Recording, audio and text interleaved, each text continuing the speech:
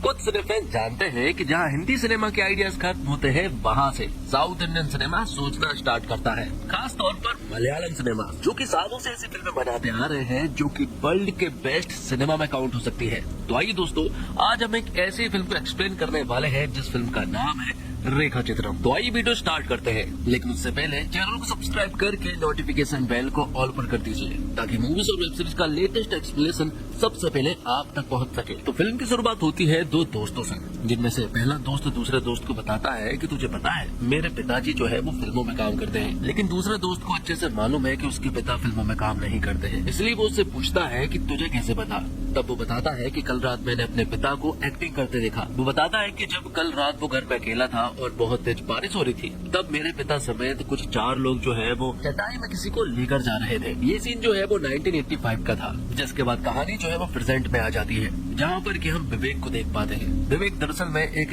SI है, लेकिन फिलहाल उसके ऊपर गैम्बलिंग के कुछ आरोप लगे हैं, जिसके लिए वो कुछ महीनों के लिए सस्पेंडेड है। इसलिए विवेक अपने पिताजी के साथ अपने घर पर रहता है। उसके गर्लफ्रेंड भी है जो कि पत्रकार है। अब अगले सीन में हम राजन नाम के आदमी को देख पाते हैं। राजन के बारे में हमें मालूम चलता है कि उसके घर में कोई भी नहीं है। उसका बेटा जो है वो उससे बिल्कुल भी ठीक ढंग से बात नहीं करता है। इसलिए अगली सुबह वो अपने ड्राइवर को लेकर एक जगह पर जाने लगता है। रास्ते में वो बहुत सारी शराब पी लेता है, जिसके बाद वो अपने ड्राइवर से कहता है कि मुझे यहीं पर छोड़ दो। जिसके बाद राजन जंगल के अंदर चला जाता है और उसका ड्राइवर वहीं पर इंतजार करने लगता है। अब आगे हमने देखा कि राजन शांति से एक पेड़ के नीचे बैठ जाता है। यहाँ पर हम ये भी देख पाते हैं कि राजन की हालत बिल्कुल भी ठीक नहीं है, क्योंकि उसके मुंह से खून बह रहा था। जिसके बाद राजन अपना मोबाइल निकालता है और वीडियो कैमरा ओपन करता है, क्योंकि वो कुछ रिकॉर्ड करना चाहता था। वो बताता है कि सालों पहले उसने एक बहुत बड़ी गलती की थी, जिसका पछतावा उसे आज भी है। वो बताता है कि लगभग 40 साल पहले उसने इसी पेड़ के नीचे एक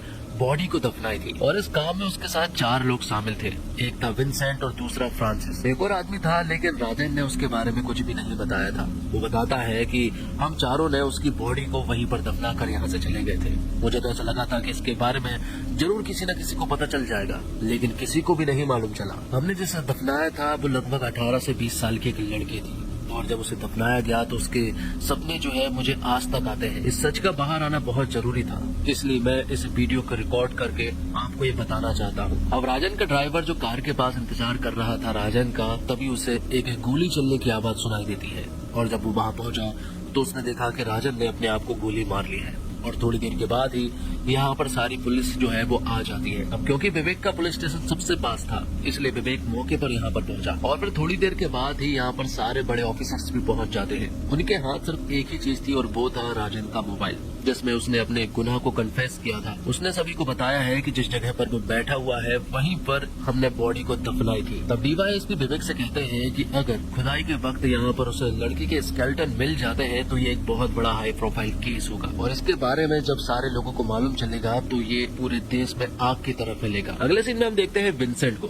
विंसेंट की हालत बहुत ज्यादा बदली थी, क्योंकि राजन ने अपने वीडियो में विंसेंट और फ्रांसिस का नाम बताया था। फ्रांसिस तो अभी मौजूद नहीं है, लेकिन विंसेंट जो है वो बहुत ज्यादा टेंशन में था, जैसे मानो उसे इस सब के बारे में बहुत कुछ मालूम हो। जिसके बाद उस जगह की खुदाई स्टार्ट हो जाती है। बहुत सारे लोग आए हुए थे और फॉरेंसिक डिपार्टमेंट की टीम भी आ चुकी थी। बहुत देर तक खुदाई चलने के बाद यहाँ पर पानी गिरने लगता है, और अभी तक तो उन्हें कोई भी स्केलेटन नहीं मिले थे। थोड़ी देर के बाद ही विवेक की नजर पड़ती है उस चटाई पर, जिस चटाई में लपेट कर उस लड़की को दफनाया गया था। तब विवेक खुद खुदाई करने लगता है और सारी चीजों को देखने लगता है, और यहाँ पर उन्हें उस लड़की के स्केलेटन मिल जाते हैं। मतलब कि राजन ने बिल्कुल सही कहा था, और अगर राजन ने सही कहा है तो इसका मतलब विंसेंट और फ्रांसिस जो है वो इसके अपराधी होंगे। लेकिन अगर इन सब के कोई भी सबूत नहीं मिलते हैं तो विंसेंट पूरी तरह से निर्दोष रहेगा। तो अब फॉरेंसिक डिपार्टमेंट वालों के पास स्केलेटन आ चुके थे। उसकी रिपोर्ट को चेक किया जाना था। रिपोर्ट आने पर मालूम चलता है कि ये 18 साल की एक लड़की का स्केलेटन है, और उसके पैरों में पायल भी थी। जिसके बाद पुलिस ऑफिसर्स जो है वो एक टीम बनाते हैं। इस टीम में यहाँ पर वो लोग विवेक को भी शामिल कर लेते हैं, क्योंकि विवेक ने यहाँ पर बहुत ही अच्छा काम किया था। तो अब विवेक जो है 1985 में जितनी भी लड़कियां गायब हुई थी वो लोगों के बारे में पता करने लगता है, और उनके घर वालों को पायल दिखाकर उस लड़की के बारे में पूछने लगता है। ऐसा विवेक बहुत दिनों तक करता तो है, लेकिन उसे कोई भी नहीं बता पा रहा था कि ये पायल किसकी है। जिसके बाद विवेक फिर से एक बुजुर्ग आदमी के पास पहुँचता है और उन्हें पायल दिखाता है।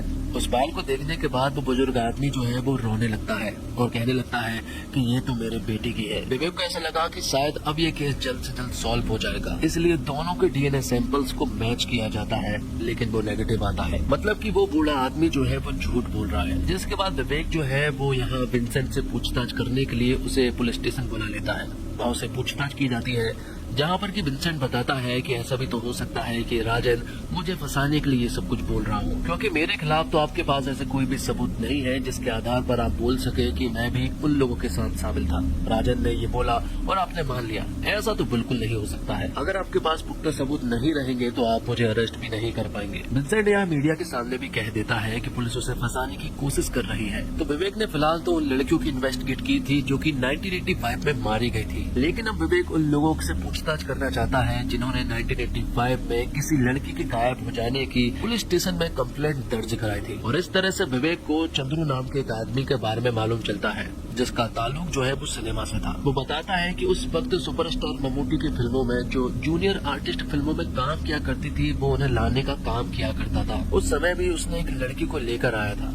उसके चेहरे पर नोट था और वो हीरोइन बनना चाहती थी। वो मम्मूटी की बहुत बड़ी फैन थी। जब मैंने उसे यहाँ पर लेकर आया था तो सभी को उसका काम बड़ा पसंद आ रहा था। और एक रिकॉर्डिंग के दौरान एक फुटेज भी शायद मेरे पास होगी जिसमें वो लड़की साफ साफ दिखाई पड़ रही है। उस लड़की का नाम था रेखा। जिसके बाद कहानी फ्लैशबैक में पहुँच जाती है और हमें रेखा को दिखाया जाता है। रेखा यहाँ पर दरअसल में एक जूनियर आर्टिस्ट थी और वो मम्मूटी की हीरोइन बनने के लिए यहाँ पर आई थी। उसे यहाँ पर जो भी काम मिल जाता था वो काम कर लेती थी। उसे यहाँ पर मम्मूटी की फिल्म में एक नन का कैरेक्टर भी दिया गया था जो कि बैकग्राउंड में रहने वाली थी। अब जो 1985 में जो फिल्म रिलीज हुई थी उस फिल्म के बारे में विवेक पता करने की कोशिश कर रहा था। वो यूट्यूब पर कुछ वीडियोस भी देखता है जिसमें उसे उसी फिल्म के बारे में कुछ रोचक तथ्य मालूम चलते हैं। वहाँ कमल सर नाम का एक डायरेक्टर जो है वो रेखा के बारे में बता रहा था। वो बता रहा था कि एक रेखा नाम की लड़की जो है वो मम्मूटी के गंजे होने पर मुझे बहुत चिल्ला रही थी। शायद वो मम्मूटी को इस तरह के कैरेक्टर में नहीं देखना चाहती थी। जिसके बाद विवेक जो है वो प्रेजेंट के कमल सर से मिलता है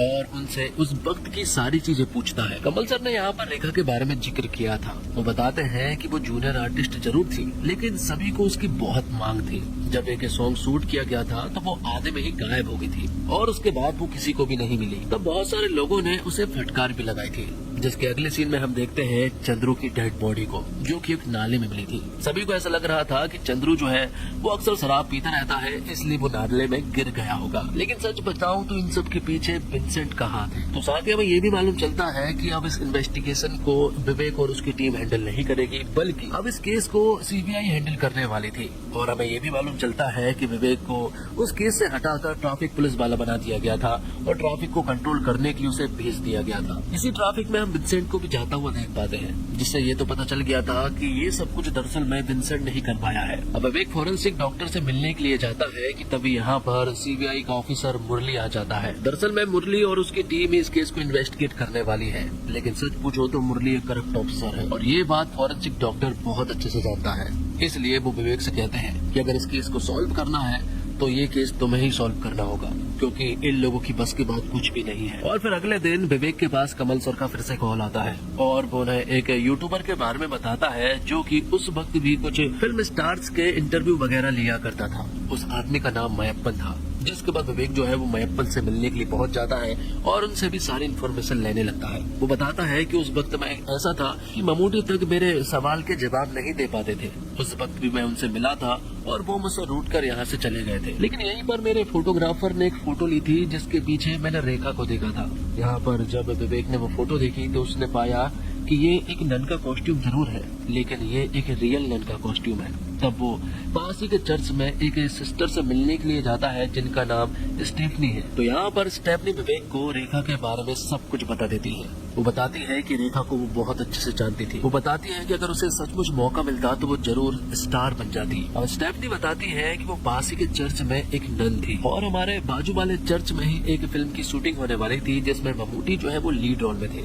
यहीं पर हमने पहली बार रेखा को देखा था। वो भी यहाँ पर नन के कॉस्ट्यूम में आई थी और वो मम्मूटी की बहुत बड़ी फैन थी। और जब मम्मूटी का यहाँ पर आना हुआ तो सभी लोग उनसे मिलने के लिए जाने लगते हैं। इसी भागदौड़ में यहाँ पर रेखा की ड्रेस फट जाती है वो उसे टेलर के पास लाने के लिए जाती भी है, लेकिन टेलर कहता है कि उसके पास बहुत सारे काम है, इसलिए ये काम वो फिलहाल नहीं कर सकता है। तब रेखा को समझ नहीं आ रहा था कि अब करना क्या है। तभी पास ही के चर्च में उसे एक नन दिखाई पड़ती है। वो दरअसल में स्टेफनी सिस्टर थी। उनके पास जाती है और वो उन्हें सारी चीजें बताती है। तब यहाँ पर स्टेफनी सिस्टर कहती है कि कोई बात नहीं, मैं तुम्हें एक ड्रेस तो दे दूंगी, लेकिन बदले में तुम्हें मेरा एक काम करना होगा। दरअसल में स्टेफनी सिस्टर भी ममूटी की बहुत बड़ी फैन थी। वो कहती है कि अगर तुम मुझे कल ममूटी से मिला दो तो मैं तुम्हें एक नई ड्रेस दे दूंगी, जिसके लिए यहाँ पर रेखा भी मान जाती है और तो और वो उनसे वादा भी कर देती है। अब अगले दिन जब रेखा से मिलने के लिए स्टेफनी आती है तो यहाँ पर रेखा बताती है कि अभी ममूटी सर शूटिंग में बिजी है, उसके बाद वो लंच करेंगे। तो यहाँ पर स्टेफनी भी कह देती है कि वो बिल्कुल फ्री है, वो उनसे किसी वक्त भी मिल सकती है। लेकिन आखिर में यहाँ पर रेखा स्टेफनी को सब कुछ सच बता देती है कि मैंने तुमसे झूठ कहा था। वो उन्हें बता देती है कि वो एक जूनियर आर्टिस्ट है, उसका खुद का भी ममूटी सर से मिलना नहीं हो पाता है और स्ट्रेस के कारण मुझे झूठ बोलना पड़ा। लेकिन स्टेफनी को उसका बिल्कुल भी बुरा नहीं लगा था, बल्कि वो दोनों तो बहुत ही अच्छी दोस्त बन गई थी और वो दोनों ही ममूटी सर को मिलने का इंतजार करने लगी थी। तो वही इस मूवी में ममूटी सर के साथ यहाँ पर रेखा को एक रिकॉर्डिंग के दौरान एक छोटा सा रोल मिल जाता है। लेकिन तभी यहाँ पर बहुत जोरों की बारिश होने लगती है। ये देखकर स्टेफनी जो है वो रेखा को अपने साथ चर्च ले जाती है। यहाँ पर वो सभी को बताती है कि ये फिल्मों में काम करती है और बहुत ही अच्छी लड़की है। सभी को उसे देखकर ऐसा ही लगा था कि वो बहुत ज्यादा भोली लड़की है। स्टेफनी यहाँ पर रेखा से कहती है कि बहुत तेज बारिश हो रही है और तुम्हारा बाहर जाना बिल्कुल भी ठीक नहीं होगा, इसलिए आज रात तुम यहीं पर रुक जाओ, तुम्हारे सोने का अरेंजमेंट भी कर दिया गया है। जिसके बाद सभी लोग बैठकर खाना खाते हैं और फिर बाद में सभी लोग सोने के लिए पहुंच जाते हैं। लेकिन जब अगली सुबह हुई तो सभी लोग पूरी तरह से हैरान थे, क्योंकि चर्च की तिजोरी से बहुत सारा सोना और पैसा जो है वो गायब हो चुका था। और तो और यहाँ पर रेखा भी गायब हो चुकी थी। तो ये सारी चोरी का इल्जाम जो है वो रेखा के ऊपर आया था और तो और स्टेफनी के ऊपर भी, क्योंकि स्टेफनी ने ही रेखा को यहाँ पर लेकर आई थी। यहाँ पर स्टेफनी विवेक से कह रही थी कि आखिरकार रेखा ने ये सब कुछ क्यों किया ये उसे नहीं मालूम, लेकिन उसे रेखा के बारे में पता करना है, वो सचमुच ही रेखा है उसे ये भी जानना है। दूसरी तरफ हम देखते हैं कि विंसेंट के पास भी सारी न्यूज पहुंच रही थी। जैसे जैसे यहाँ पर विवेक सभी से मिल रहा था वैसे वैसे विंसेंट के पास भी सारी न्यूज पहुंच रही थी। अब विवेक अपनी गर्लफ्रेंड से मदद लेता है क्योंकि वो एक पत्रकार है, इसलिए विवेक रेखा के लिए एक आर्टिकल छपवाना चाहता है अखबार में, जिसके लिए वो भी मान गई थी। अब आके विवेक को कुछ लोगों के बारे में मालूम चलता है जो कि कई दिनों से राजेंद्र को ब्लैकमेल कर रहे थे। तब विवेक उन लोगों के बारे में पता कर लेता है और तुरंत ही उस जगह पर पहुंच जाता है। मालूम चलता है कि ये दोनों ही राजेंद्र सर को ब्लैकमेल कर रहे थे, जिनके नाम विनू और गोपाल है। दोनों ही दोस्त हैं। यहाँ पर विनू जो है वो विवेक सर को सारी चीजें बता देता है। वो बताता है कि दरअसल में हम दोनों को एक राज मालूम है। वो राज हम फिल्म की शुरुआत में देख चुके हैं, जिसमें विनू अपने दोस्त गोपाल से कह रहा था कि मेरे पिताजी जो है वो फिल्मों में काम किया करते हैं और उसने कल रात ही अपने पिता को 4 लोगों के साथ एक्टिंग करते देखा जब वो किसी को अपने साथ लेकर जा रहे थे। लेकिन जब ये सारी चीजें गोपाल ने सुनी तो शायद उसे ऐसा लगा कि ये सब कुछ सही है, लेकिन जब उन्होंने ये सब कुछ फिल्मों में नहीं देखा तो उन्हें समझ आया कि ये सारी बात शायद झूठ है और जो उन्होंने किया था वो एक क्राइम है। विनू के पिता बेबी की हालत काफी ज्यादा खराब रहती है, लेकिन उसने बता दिया था सब कुछ कि उस रात वो भी शामिल थे। उनका नाम बेबी है। बेबी ने बता दिया था कि हम चारों ने मिलकर ही उस लड़की को दफनाया था, लेकिन कुछ दिनों के बाद बेबी की मौत हो जाती है, जिस वजह से ही विनू और गोपाल जो है वो राजन को ब्लैकमेल कर रहे थे। अब विवेक ये सारी चीजें सुनने के बाद ये सारी चीजें वो एसपी सर को बताता है और कहता है कि विनू और गोपाल जो है वो गवाही देने के लिए आ जाएंगे। अगर ये केस हमारे पास आ गया तो हम सब कुछ सॉल्व कर सकते हैं। तो यहाँ पर एसपी सर ने कह दिया था कि वो ऊपर बात कर लेंगे, वो विनू और गोपाल को साथ लेकर आ जाए। जिसके बाद विवेक जो है उन दोनों को लेने के लिए जाता है, लेकिन जब वो वहाँ पहुँचा तो उसने देखा कि विनू की मौत हो चुकी है और उसने तो फांसी लगा ली है और तो और गोपाल जो है वो एक तालाब में मरा हुआ पाया गया। तो ये गुत्थी और भी ज्यादा उलझती जा रही थी, लेकिन विवेक को बहुत अच्छे से मालूम है कि इन सब के पीछे विंसेंट का हाथ है। तभी यहाँ पर विवेक को मालूम चलता है कि राजन सर ने विंसेंट और फ्रांसिस का नाम बताया था। राजन ने बेबी का नाम नहीं बताया था क्योंकि वो राजन सर के मर जाने के पहले ही मारे गए थे। तो विवेक ने फ्रांसिस की कई जगह पर पूछताछ तो की थी, लेकिन उसे उनके बारे में कुछ भी नहीं मालूम चला था। लेकिन अब यहाँ पर विवेक को फ्रांसिस के बारे में मालूम चल गया था। विवेक फ्रांसिस के पास एक फोटो लेकर जाता है और उनसे कहता है कि ये आप ही है और 1985 में भी आपने कुछ ऐसा किया था जिसकी वजह से आज मैं यहाँ पर आया हूँ। तो फ्रांसिस भी यहाँ पर विवेक को सारी चीजें बता देता है। वो कहता है कि मैं उस वक्त की सारी चीजें जानता हूँ और ये गुनाह जो है वो हम 4 लोगों ने मिलकर किया था, लेकिन इन सब के पीछे असली गुनहगार कौन है ये मैं आपको बताता हूँ। तो फ्रांसिस एक चर्च के बारे में बताता है। उस चर्च में स्टेफनी भी हुआ करती थी और इसी चर्च में पुष्पा नाम की एक औरत रहा करती थी जो कि यहीं पर काम वाली बाई थी। एक और आदमी था जिसका नाम था बक्काचंद। बक्काचंद भी दरअसल में चर्च में ही काम किया करता था और जो ओनर थे वो यहाँ बक्काचंद पर बहुत ज्यादा भरोसा किया करते थे। डोनेशन में चर्च को जो पैसा मिलता बक्काचंद ही उसे तिजोरी में रखने के लिए चाहता था, लेकिन रखते वक्त वो कुछ पैसे निकाल लिया करता था। एक दिन ये सारी चीजें यहाँ पर पुष्पा ने देख ली थी। तब यहाँ पर पुष्पा का मुंह बंद करने के लिए बक्काचंद ने उसे कुछ पैसे दे दिए थे। इस तरह से उनका मिलना हुआ और फिर धीरे धीरे वो दोनों एक दूसरे के बहुत ज्यादा क्लोज जाते गए और अब वो साथ में मिलकर चर्च के इसी तरह बहुत सारे सामान और पैसों को चुराने लगे थे। लेकिन पुष्पा ने एक बहुत बड़ा प्लान करके रखा है। वो बक्काचंद से कहती है कि अभी तक हमारा हाथ वो मैन तिजोरी तक नहीं पहुंचा है जहाँ पर कि सारा पैसा रखा हुआ है। दरअसल में वो दोनों ही उस मैन तिजोरी को लूटने वाले थे और यहाँ से फरार होने वाले थे। इसलिए पुष्पा ने उस मैन तिजोरी की एक साबुन के द्वारा नकली चाबी बनवा ली, जिसके बाद पुष्पा जो है वो सही टाइम का इंतजार करने लगी। तभी स्टेफनी सिस्टर के द्वारा यहाँ पर पुष्पा को मालूम चला कि रेखा नाम की लड़की जो है वो चर्च में आने वाली है और आज रात यहीं पर रुकने वाली है। तब पुष्पा इस सही मौके का फायदा उठाना चाहती थी। जब रात को सभी लोग खाना खाने वाले थे, उस खाने में यहाँ पर पुष्पा ने नींद की गोलियां मिला दी, लेकिन इस खाने को सभी ने खाया, सिर्फ और सिर्फ रेखा ने नहीं खाया था। लेकिन पुष्पा को रेखा को तो किसी तरह से साइड करना ही था। इसलिए रेखा जब रात को सो रही थी तभी अचानक से पुष्पा ने रेखा के ऊपर हमला कर दिया और उसे जान से मारने की कोशिश करने लगी थी, जिसमें पुष्पा पूरी तरह से कामयाब भी रही क्योंकि रेखा को उसने जान से मार दिया था।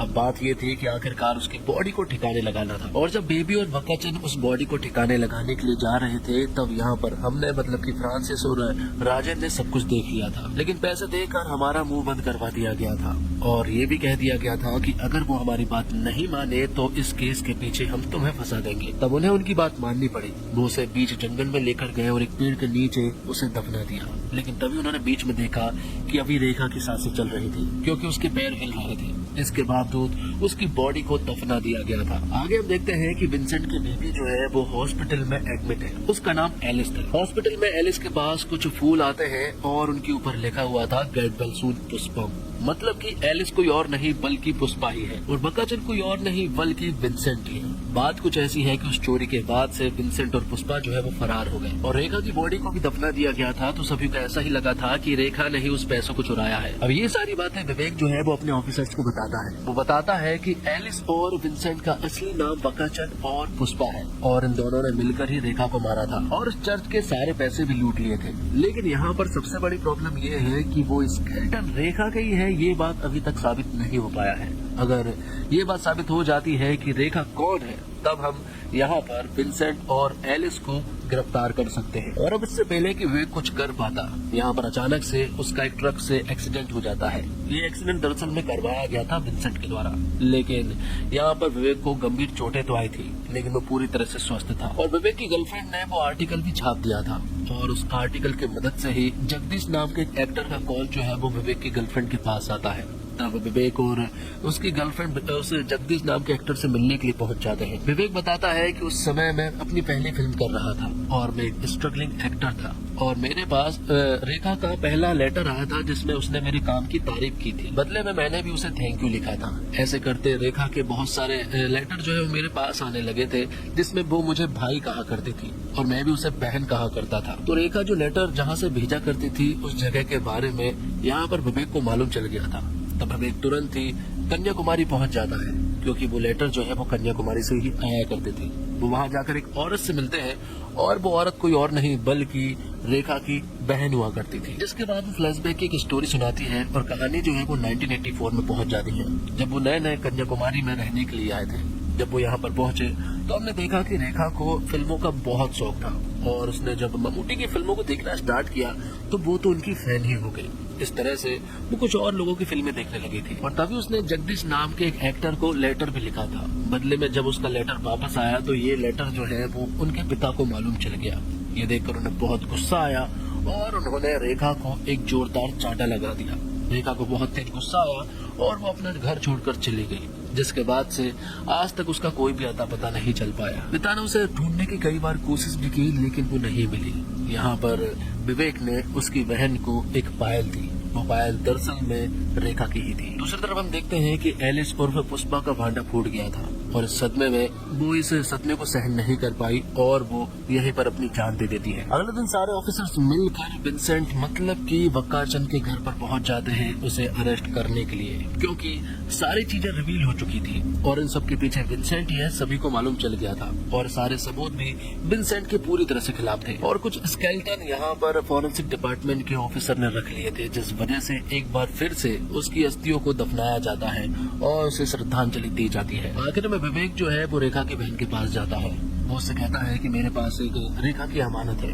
वो उसे दे देता है। वो दरअसल में मम्मूटी की फोटो थी और उस फोटो के पीछे मम्मूटी के ऑटोग्राफ थे। और इसी के साथ ये फिल्म यहीं पर समाप्त हो जाती है। तो दोस्तों, उम्मीद करता हूँ आपको वीडियो पसंद आई होगी। वीडियो पसंद आई हो तो वीडियो को लाइक करके चैनल को सब्सक्राइब जरूर कीजिएगा, ताकि आपको इसी तरह के लेटेस्ट और फ्रेश कंटेंट मिलते रहे। मिलते हैं और कमाल की वीडियो के साथ, तब तक के लिए आप हमारे चैनल के साथ बने रहिए। धन्यवाद। जय हिंद, जय